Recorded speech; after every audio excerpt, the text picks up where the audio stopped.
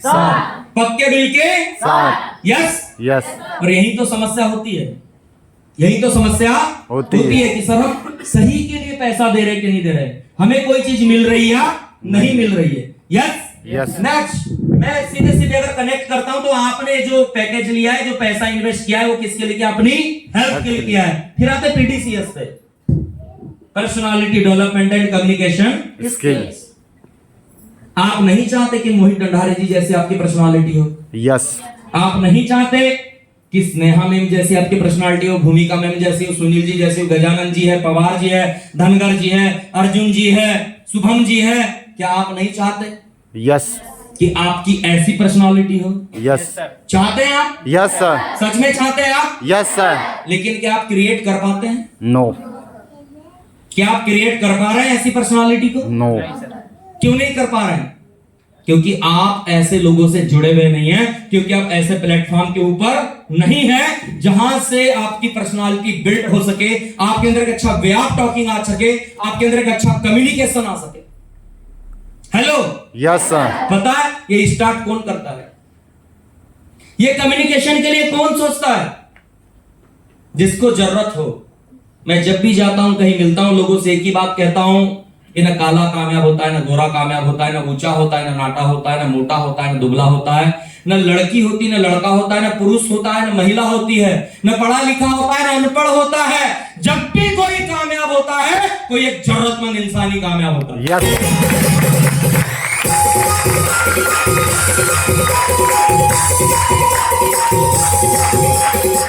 ये पीडीसीएस किसको समझ में आता है? मुझे एक जरूरतमंद है जो चाहता है कि उसकी वॉइस, उसकी नोट्स, उसकी pitch of voice well and well हो, उसका dress code well and well हो, उसकी stage performance well and well हो, उसकी कम्युनिकेशन वेल एंड वेल हो। हेलो। Yes sir. शौक, उसकी चाल का, उसके रहन सहन का, उसके कपड़ों का, उसकी बॉडी लैंग्वेज का, उसके पोस्चर गेस्चर का, उसके time management, money management, office management का, उसके बिजनेस आइडियाज का। हेलो। Yes sir. समझ रहे हैं? Yes sir. है आपके अंदर? Yes sir. है आपके अंदर?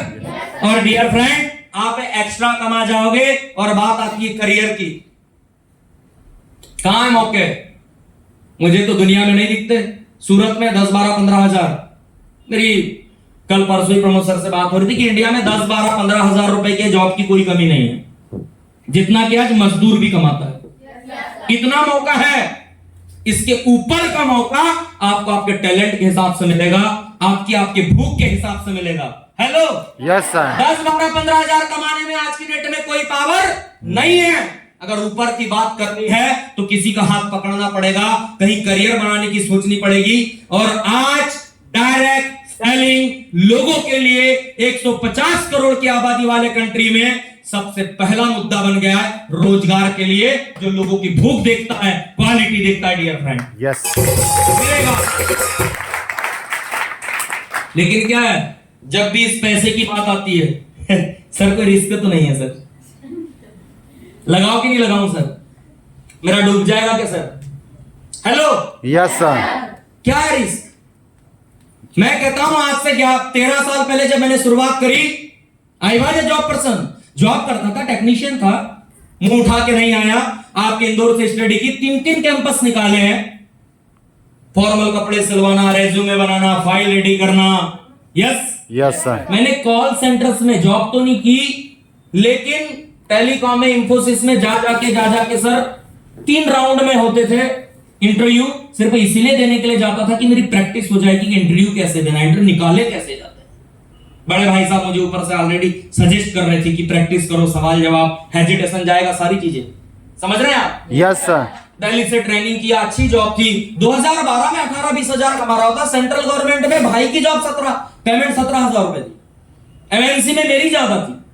संविदा शिक्षा कर्मी की 5,000 रुपए पेमेंट हुआ करती थी उस जमाने में।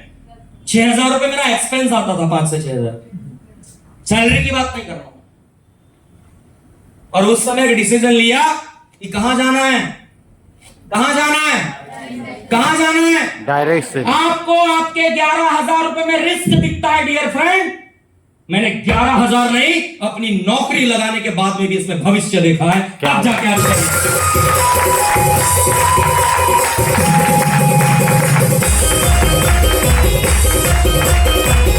जिन खोजा दिन पाइया, जो खोजोगे वही मिलेगा।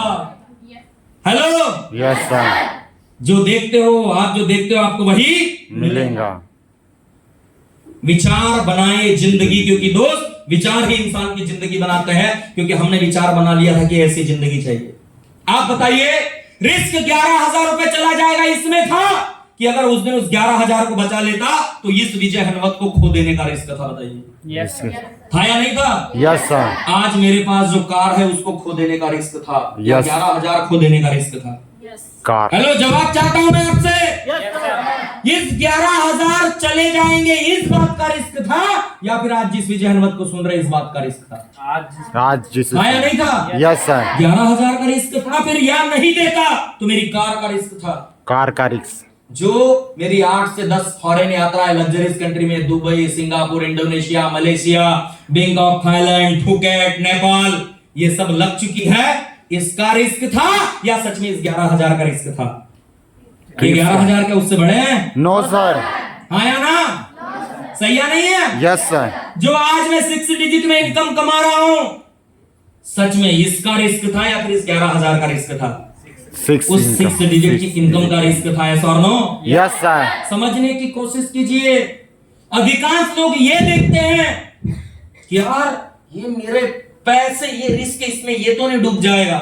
नहीं नहीं डियर फ्रेंड, हमने एक ही चीज सोचा, वो स्टेज वाला विजय कुमार हनवत तो नहीं डूब जाएगा, वो जो मेरे पास लाखों की कार है वो तो नहीं डूब जाएगी, वो जो 50-70 बार फ्लाइट की यात्राएं करी है वो तो खत्म नहीं हो जाएगा, वो जो 10 विदेश यात्राएं करी है वो तो नहीं डूब जाएगा, ये जो 6 डिजिट की इनकम है ये तो नहीं चले जाएगी, ये जो सेटलमेंट हासिल किया है वो तो नहीं चला जाएगा, और 10 से 12 स्टेटों में, 8-10 स्टेटों में जो ट्रेनिंग मीटिंग के लिए आते जाते रहते हैं, वो एटीट्यूड, वो नेम, वो फेम, वो रिगार्ड, वो रिकॉग्नाइज तो नहीं चला जाएगा डियर फ्रेंड। सबसे बड़ा रिस्क होता है ये पैसा नहीं, आपकी जिंदगी से जो आपका करियर जाता है वो सबसे बड़ा रिस्क होता है।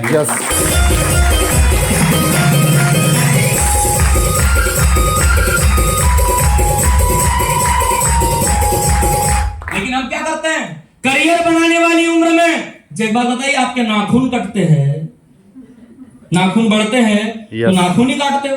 Yes sir. इचिंग होती, समस्या लगने लगती, धूल मिट्टी मैल कण सब आने लगता है तो नाखून काटते हो ना? Yes sir. क्योंकि समस्या नाखून है, ऐसा तो नहीं है कि पैर और हाथी काट देते हो। No sir. क्या करते हो?